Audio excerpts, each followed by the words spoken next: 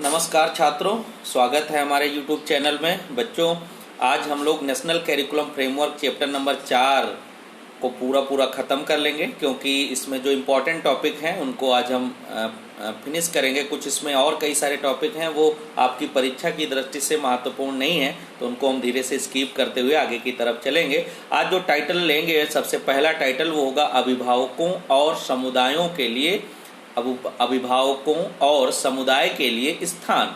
यानी विद्यालय में गार्जियंस को और समाज को क्यों इन्वॉल्व किया जाना चाहिए, इसका क्या इम्पोर्टेंस है। तो बड़ा इंटरेस्टिंग है कि अब विद्यालय में अभिभावकों और समुदाय के स्थान या उसकी भागीदारी का मतलब क्या है।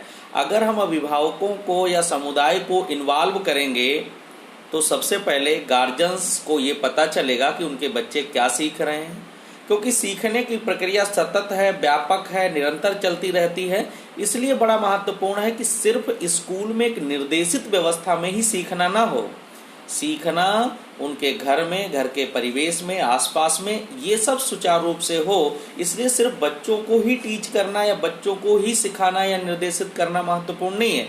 अभिभावकों और समुदायों को भी इसमें इन्वॉल्व किया जाए। इससे ये पता चलेगा, अभिभावकों को ये पता होगा कि कौन किस तरीके से बच्चे सीखते हैं। अगर थोड़ा एफर्ट किया जाए तो बच्चे को बहुत ज़्यादा कुछ ज्ञान प्रकृति से या रोज की दिनचर्या से वो बहुत कुछ सीख सकता है। अब बात आती है कि ये तो पता चलेगा अभिभावक को, लेकिन स्कूल को क्या फ़ायदा होगा। स्कूल को ये फ़ायदा होगा कि बच्चे की रुचियाँ कैसी हैं, बच्चों में व्यक्तिगत विभिन्नताएं, उनके बारे में टीचर को क्लियर नॉलेज होगा।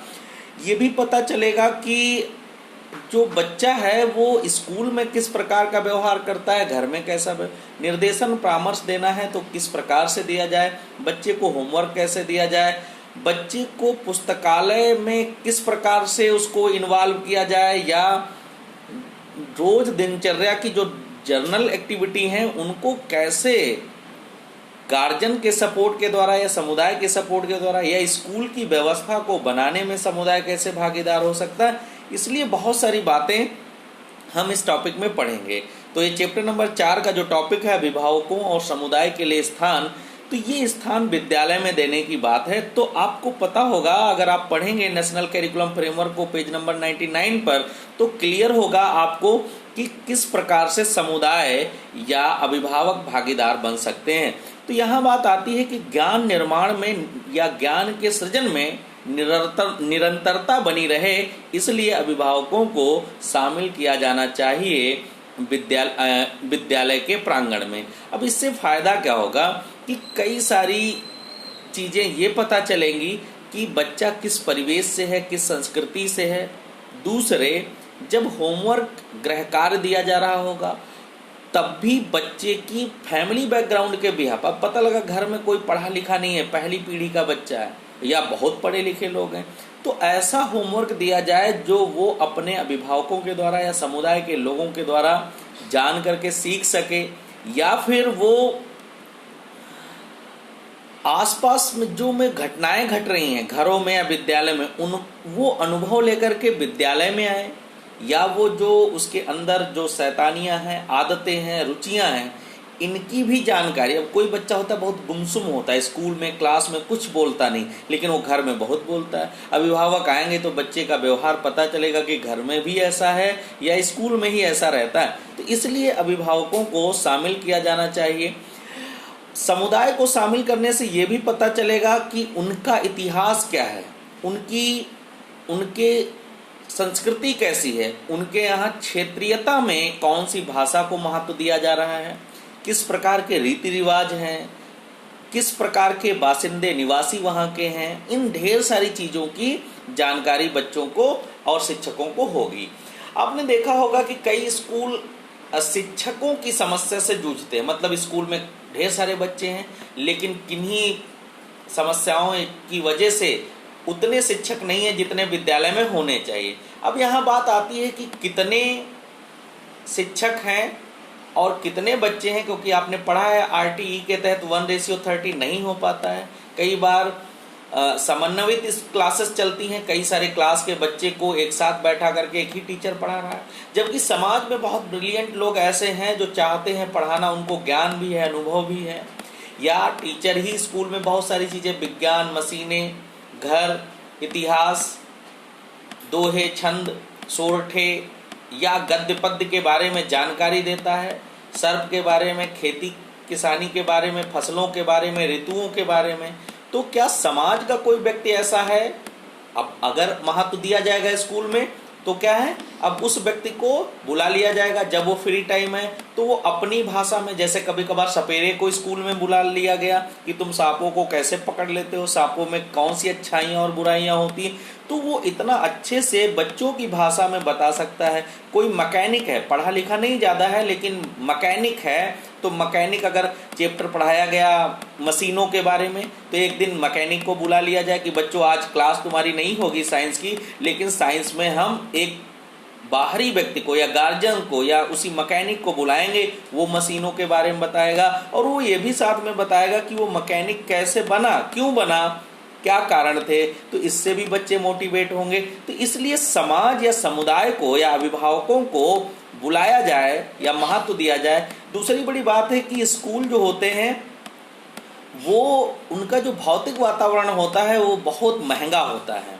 इसलिए उसकी सुरक्षा कैसे बनी रहे। अगर समुदाय की भागीदारी बनी रहेगी तो अगर कोई गतिविधि कर रहे हैं, अराजक तत्व स्कूल में आकर के तोड़ फोड़ कर रहे हैं या कोई और प्रकार की गतिविधि कर रहे हैं, आपने देखा होगा स्कूलों को किस किस प्रकार से यूज लोग करते हैं, बाड़े, जानवरों के बाड़े बना देते हैं। अगर उन अभिभावकों को बुलाया जाएगा स्कूल में तो वो स्कूल के फिजिकल इन्वायरमेंट के इम्पोर्टेंस को भी समझ पाएंगे।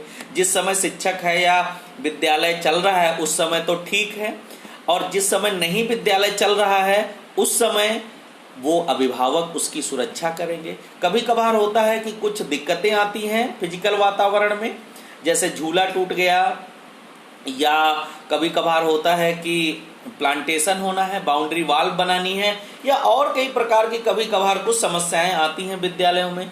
तो अगर ऐसी कोई स्थिति है तो उन अभिभावकों से कुछ हेल्प ली जा सकती है।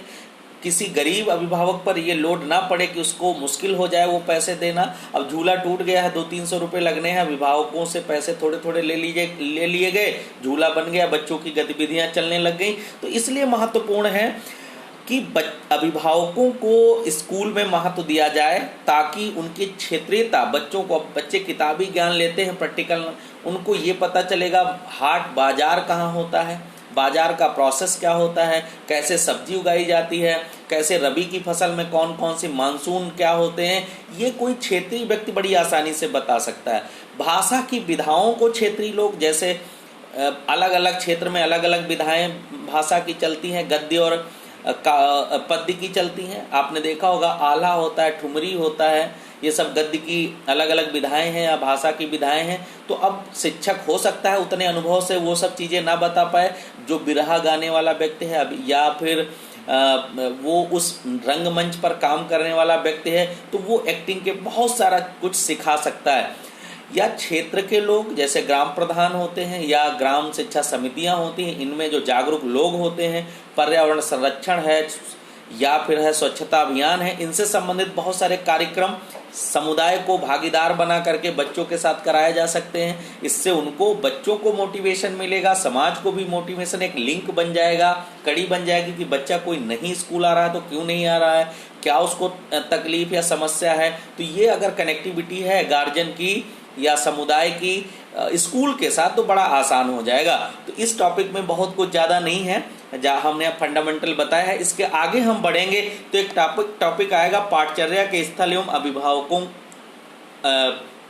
पाठचर्या के स्थल एवं अधिगम के संसाधन। यहाँ से एक आध सवाल बन जाता है।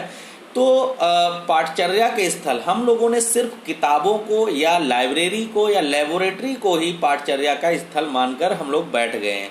तो ये नहीं कि सीखने की प्रक्रिया बहुत बृहद है, बहुत कम्प्रहेंसिव है, तो सिर्फ किताबें, लेबोरेटरी से ही सब कुछ नहीं सीखा जाता। हम फील्ड विजिट करके, मेले में जा करके या कोई प्रोग्राम में इन्वॉल्व हो करके, नाटक देख करके, सिनेमा देख करके या और बहुत प्रकार की, तो ये अधिगम के जो स्थान हैं इनको भी बृहद किया जा सकता है, सिर्फ किताबों तक या स्कूल में ही, या हम कह लें कि उसी स्कूल की बाउंड्री के अंदर जो सीखने की प्रक्रिया है उतना ही अधिगम के स्थल या संसाधन या किताबें ही नहीं हो सकती, एग्जामिनेशन ही नहीं हो सकते, और भी बहुत कुछ है। इसके आगे हम बढ़ेंगे तो एक बड़ा इंपॉर्टेंट टॉपिक आएगा पुस्तकालय यानी लाइब्रेरी।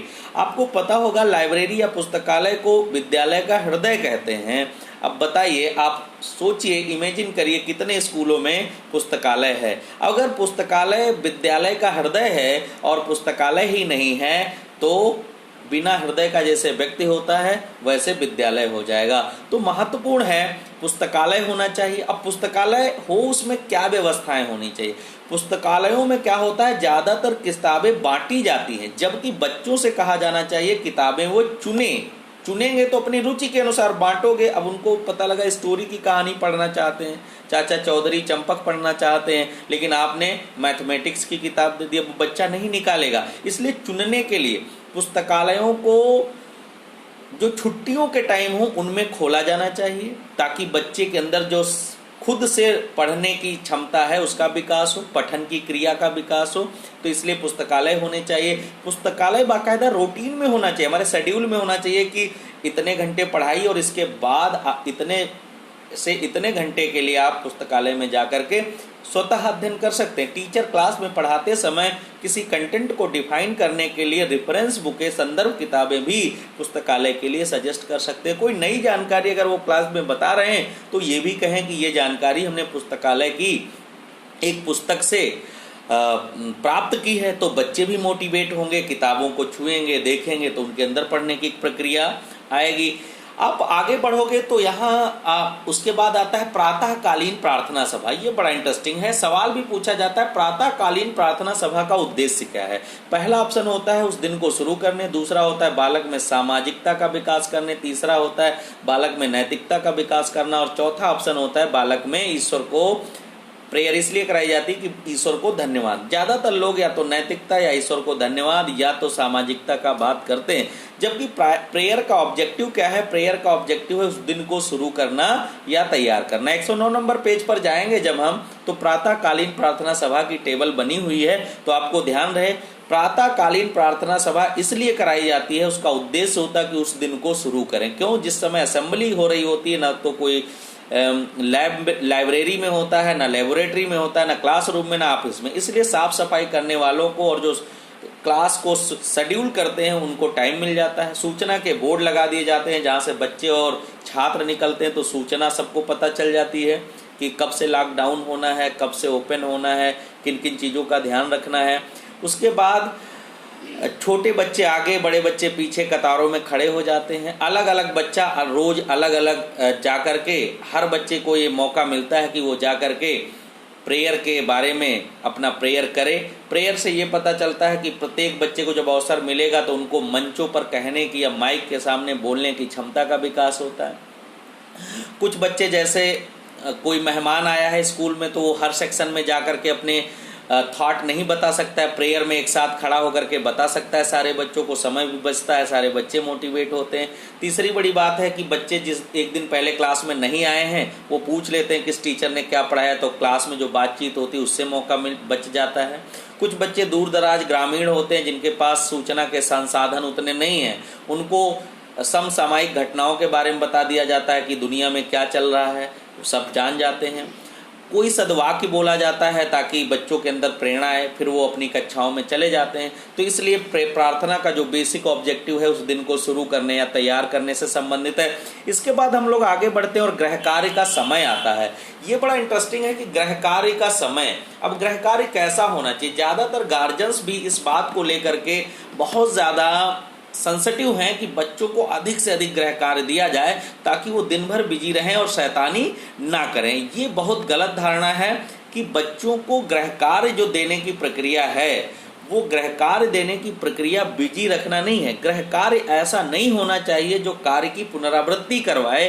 गृह कार्य ऐसा होना चाहिए जो बच्चे को कुछ नया सीखने के लिए मोटिवेट करे। तो 110 नंबर पेज पर जाएंगे तो एक टेबल बनी हुई है और उस टेबल में आप देखेंगे कि कितना गृह कार्य किसको दिया जाना चाहिए। कक्षा 2 तक कोई गृह कार्य नहीं होता है, कक्षा 3 से 5 तक या प्राथमिक स्तर पर अगर हम कहें तो 2 घंटे प्रति सप्ताह, और इसके बाद 6 से 8 और फिर 8 से 10 और 10 से 12 का प्रावधान है। तो इस पूरी टेबल को पढ़ लेंगे। यहाँ से अभी तो सवाल नहीं पूछा गया सीटेट में, लेकिन केबीएस और एनबीएस में एक बार पूछा गया है कि किस बच्चे को कितना गृह कार्य दिया जाना चाहिए। गृह कार्य के बाद हम लोग आगे बढ़ेंगे और आगे वहाँ कुछ टेबल आती हैं जिसमें टीचिंग स्ट्रेटजी के बारे में बताया है कि एक लेसन प्लान को लिया गया है जिसमें मशीनों का टॉपिक है और 6 दिन कैसे कोई साइंस का टीचर पढ़ाता है, तो वो भी टेबल बनी है 111-12 नंबर पेज पर।